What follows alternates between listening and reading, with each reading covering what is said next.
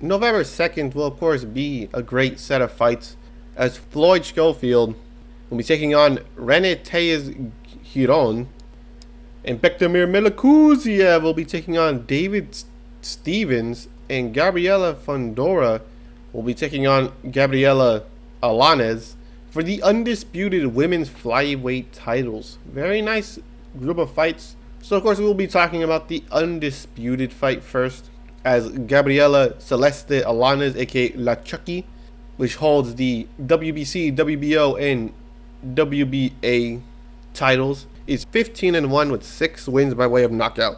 Of course, that one loss came by Marlon Esparza for the unification fight, as she was the WBO world champion beforehand, and then she avenged that loss via split decision against, well, of course, Marlon Esparza. Now, of course, they did attempt to kind of rob La Chucky, as you know, it was very clearly an Alanes fight, which many people also believed. But she does have her hands full as she takes on Gabriela Fondora, Sweet Poison, 14-0, 6 wins by way of knockout. Coming off of the unanimous decision win against Daniela Asenjo, 16-3-3. And before that, knocking out the undefeated Cristiana Cruz. Of course, she did win the IBF title back in 2023 against Arle Musino, KO in the 5th round. Now, of course, this will be a very good fight. Of course, it's an undisputed fight. Who doesn't like undisputed fights? Very nice fight. Now, of course, the one bad thing is La Chucky will be taking on someone 6 inches taller than her. So the Fondoras are very tall. But besides that, the stylistically would favor Fondora. She's very good. She's a very good fighter, very accurate for the most part, good body work. And it's just the fact that she's so tall, and Alanes will have to work her way back inside all the time, and that will not end well for her. Don't get me wrong, she's a good fighter, but she kind of just walks forward. If that makes any sense? She's a good fighter. Obviously, she beat Esparza, but, you know, it's a little weird. If you look at the fights, especially with the Esparza fight, it's kind of just sock and bop and robots. A little bit. Just a little bit.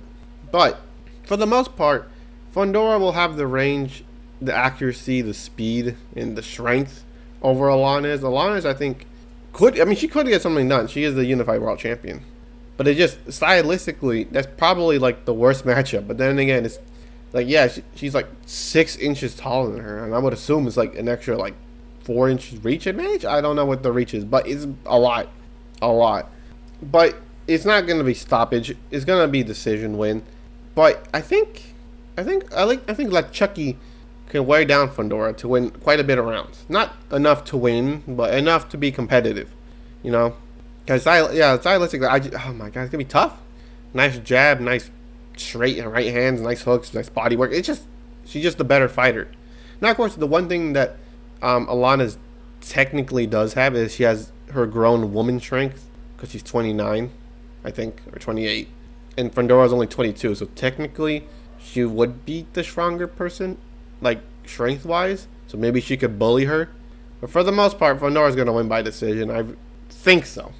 Yeah, but you never know. You never know. It's a very close fight. But she's going to have to work her way in. Probably going to lose a lot of rounds. But besides that, let's get into the super middleweight bout between Bektamir Melekuziev and David Dynamite Stevens. Now, of course, Stevens is 14-1, 10 wins by way of knockout, and 1 loss by way of knockout.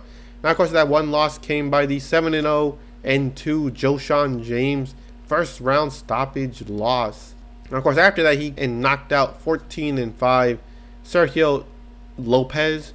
In a very interesting fight, as Lopez hurt Stevens bad, very bad, and you know, it looked close to being stopped. I'm just saying, but Stevens, he lives up to the name Dynamite. Literally knocked out Lopez badly with like a punch, very nice placed punch. But he was dude was almost out, which is weird because he still had like the speed. It's just his legs weren't there. It's like he was still coherent. It's just his legs just gave up.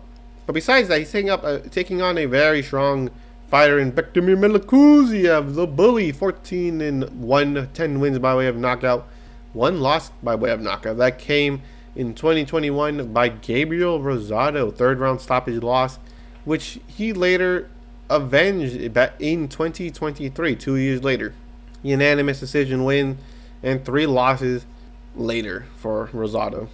But besides that, he's coming off of the unanimous or technical unanimous decision victory against Perhi Hubert de Bombay, 22-0 with 1 draw. Very nice. But of course, before that, he actually stopped Alantez Fox, which is very nice because one of the only other people to stop Fox was David Morrell, and he also stopped Fox around the same time. So you get to say that his power is a little bit more than dynamite. Now, of course, one of the main things to worry about is Stevenson's chin. He got wobbled bad in his last fight. Bad. But I do believe it might be more of a mental issue than a real. I don't know. It's weird. I mean, he did get knocked out in the first round. I guess it does something to someone. So maybe he might recover for the Milakuziev fight. But for the most part, it's not going to end well for Stevens. He does have huge knockout power, though. So that's the thing. Milakuziev has been known to not really be the most defensive fighter, especially because of his loss to Rosado. But it has been quite some time since that, so it's safe to assume he's been working on some defense. But another thing to worry about is Milakuziev is a little bit weird. He likes to lunge in a little bit. He gets cut in the head quite a bit of times. He's known for his reckless aggression, which helps him get his knockouts, but also kind of hurts himself in the way.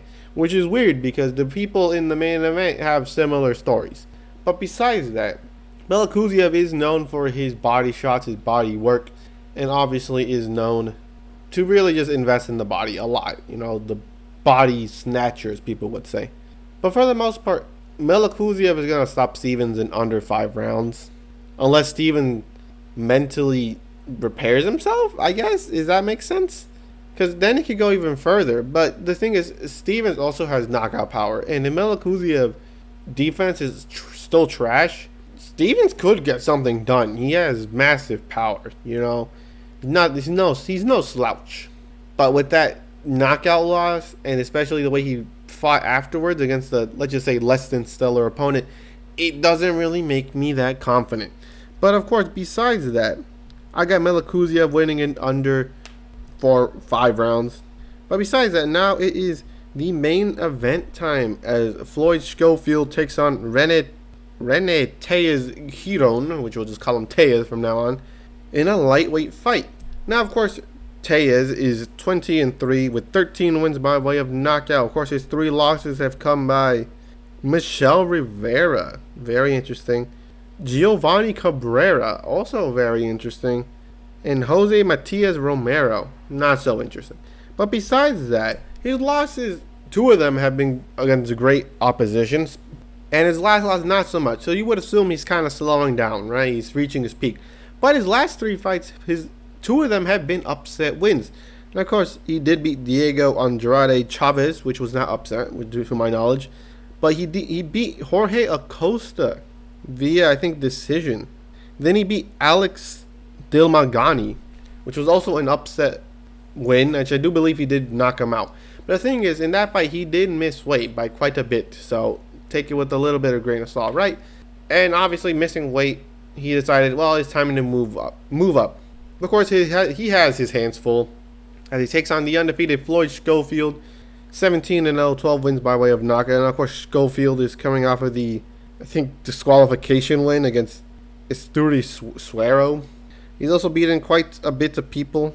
Some good wins, some alright wins, but for the most part, he's doing relatively good, right, in terms of his record. But when I said there's people in the main event with a similar story, I meant it. Floyd Schofield has also been known to cut himself by lunging in. He's, I guess, a switch hitter, but not really known. He switch hits like inside the pocket, kind of, I think. You know, he also lunges in, and he's very powerful. Now, of course, before the Tellez fight, he was set to fight H2L Silv in the Jake Paul Mike Tyson undercard, but of course, that kind of broke down as Mike Tyson got injured, I think. So H2L Silv faced Lucas Body, then got stopped very badly. Now, of course, they could have made a body Schofield fight, but they decided not to, which makes sense because after seeing what he did to Sil, I would not put my fighter up against him either. I'm like, oh no, I'm good. Hey, you guys can keep him, man. You guys can keep him. But for the most part, this will be a very great fight because both of them have a very similar fight style. And of course, Tellez is a little bit more technical. He doesn't really, he still kind of bumps head, right? But not that much, right? And he has more of an angle type aggression than Schofield, but not like fancy footwork. Like he just jumps side to side sometimes, which is still angles, obviously. But for the most part, he's a very interesting fighter, to say the least. Now, of course, this will be a very interesting fight, but unfortunately, it could end well for Schofield for the most part because Tellez is strong, especially now that he's at lightweight. This dude packs a wallop, like a lot. Besides the George Acosta or Jorge, what is his name? George Acosta fight. I don't even know why I call him Jorge, but Acosta fight. The last time he went decision by winning, by the way, was back in 2018 against the 13-0 Armin Fanian. Weirdly enough, he's doing not that bad for himself. He's only lost one other time. That's against Adam Azim, so he's doing quite well for himself. So that win is definitely aging quite nicely. So obviously, very, very weird fighter. He's also 25, so he's quite young. Actually, Schofield is also 22, so he's also quite young. But for the most part, the thing I'm saying is this fight might actually not even happen. They might lunge at each other in the first 4 rounds and cut each other. That actually might be a very good possibility. Because these guys, they're weird. But Schofield is the naturally stronger puncher than Giron or Tellez. And it's just, I think it's just a straight up just chance. Whoever messes up their little lunge might get countered hard and get stopped. But I don't think it's gonna go. I don't think someone's gonna get stopped. I think it's gonna go decision. And my final pick is screw it. I'm gonna say it. Tellez might upset Schofield. He might do it. He's durable. He's one durable dude. Although his losses have not come against very strong power punchers, they also have not come against straight pillow-fisted fighters. So obviously he has quite a bit of durability on his side, especially now that he's able to, I guess, cut weight properly and he will become chiseled, I guess you could say. But for the most part, screw it. I'm gonna say Tellez. I don't know why. I have a feeling that Tellez might do something dumb and knock out Schofield. You never know. And then we get the fight everyone's been wanting: Lucas Body versus Tellez Giron, bro. That would have been amazing. But besides that, yeah, I don't know. Schofield, he's good, but whenever his lunges don't work, he kind of regresses. I guess he's not as good, obviously, because that's his main weapon. But for the most part, Tellez might do something. But besides that, he is the underdog for a reason. Schofield most likely will win, but I feel like Tellez will surprise everyone. I think so. Even if he loses, you'll be like, damn, this Tellez guy is pretty good. I want to see him fight again.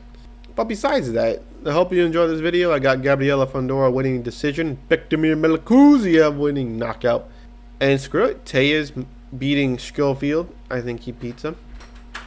And I think he ruins the undefeated streak. But besides that, hope you enjoyed this video, and I'll catch you in the next one.